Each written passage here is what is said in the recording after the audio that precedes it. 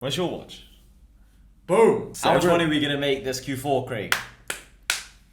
Gonna print. I'm not sure. We'll see. I think it'll be really fucking good. Q4 is just free money. Isn't it crazy? We started speaking last year when Q4 was starting to pop off. It's been a year. When you were in the warehouse. I remember. We would always have like meetings and stuff when I was in the warehouse. Because Craig was hustling. He was in the warehouse. I was like, Craig, why are you in the warehouse? Like, you don't need to even be there. But he's just like loving the grind. And like now it's been a year, and now like you've massively scaled since then. It's crazy. Bro, I've scaled so much. It's crazy. Yeah, like that old warehouse we got rid of. We got a new one.